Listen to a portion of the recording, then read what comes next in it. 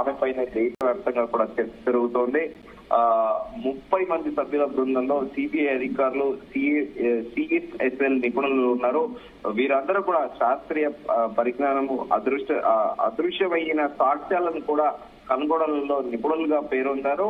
సాక్షుల కోసము అసాధ్యులను కూడా సుసాధ్యం చేయగలిగిన ఈ అధికారుల బృందంలో కూడా ప్రముఖంగా ఇప్పుడు ఈ కేసుని లీడ్ చేస్తున్న సిబిఐ ఏఎస్పీ సీమా పౌజా. ఇవి ఎవరంటే 1993లో ఢిల్లీలో పోలీస్ సబ్ ఇన్స్పెక్టర్ గా రిక్రూట్ అయిన సీమా పౌజా ఢిల్లీ పోలీసుల అక్కడి ట్రైనింగ్ తీసుకొని శిక్షణ పొందాక సిబిఐలోని అవినీతి నిరోధక శాఖ స్పెషల్ క్రైమ్ యూనిట్ లో చాలా సంవత్సరాలు కూడా పనిచేశారు.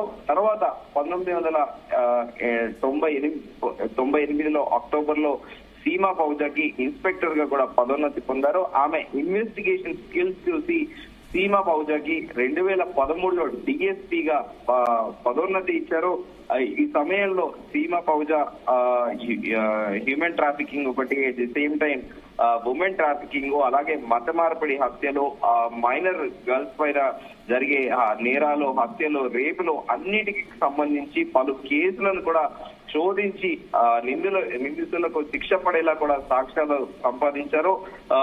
సిమ్లాలోని కొతాయిలోని గుడియాపై అత్యాచార కేసును ఛేదించినందుకు అప్పట్లో కూడా దేశవ్యాప్తంగా కూడా సీమా పౌజా వార్తల్లో నిలిచారు. ఎందుకంటే దాదాపు సిమ్లాలోని కొతాయిలోని సంఘటన పట్ల స్థానిక పోలీసులకు కూడా అసలు ఎలాంటి ఆధారాలు లేవు. కానీ ఈమె స్పాన్ ఆఫ్ 1 వీక్ లోనే మొత్తం ఆధారాలన్నీ కూడా కేసుని మొత్తం ఛేదించి కూడా దేశవ్యాప్తంగా కూడా ఈమె చాలా పేరుగాంచారు. దీంతో పాటు నేషనల్ షూటర్లతో పలు లవ్ జిహాద్ కేసులను కూడా ఆమె ఛేదించారు. అయితే కొద్ది రోజుల తర్వాత ఆమె కుటుంబ బాధ్యతల కారణంగా తాత్కాలికంగా రిటైర్మెంట్ తీసుకోవాలని కూడా సీమా పౌజా సిబిఐ డైరెక్టర్ కి లేఖ రాశారు. కానీ ఆమె సామర్థ్యం గల అధికారి కాబట్టి ఆమెకి ఇమ్మీడియట్ గా కూడా కొన్ని రోజుల పాటు సెలవిచ్చి ఆ తర్వాత సీమా పౌజాని చండీగఢ్ లో అవినీతి నిరోధక శాఖకు కూడా బదిలీ చేశారు. ఎందుకంటే అక్కడ కూడా డ్రగ్స్ మాఫియా పంజాబ్ లో కూడా ఎక్కువ నేపథ్యంలో అక్కడ కూడా పెద్ద ఎత్తున నిరసనలు వెల్లువెత్తాయి.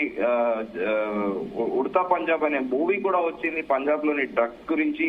సో ఆ డ్రగ్స్ ఫ్రీగా స్పెసిఫిక్ గా చండీగఢ్ ని చేయాలన్న ఉద్దేశంతో కూడా ఆమెను అక్కడ బదిలీ చేశారు. అనంతరం కూడా దేశాన్ని మొత్తం కూడా దిగ్భ్రాంతికి గురి చేసిన హత్రాస్ గ్యాంగ్ రేప్ కేసును కూడా సిబిఐ మరోసారి సీమా పౌజాకు అప్పగించి ఈ కేసును కూడా చాలా విజయవంతంగా పూర్తి చేశారు. రీసెంట్ గా మొన్న పార్లమెంట్ ఎన్నికల సందర్భంగా కూడా బెంగాల్లో ఎన్నికల సందర్భంగా కూడా అక్కడ తీవ్ర స్థాయిలో కూడా హింసాకాండ కూడా ఆమె జరిగిన కేసులను కూడా ఛేదించారు. అక్కడ తృణమూల్ కాంగ్రెస్ వర్సెస్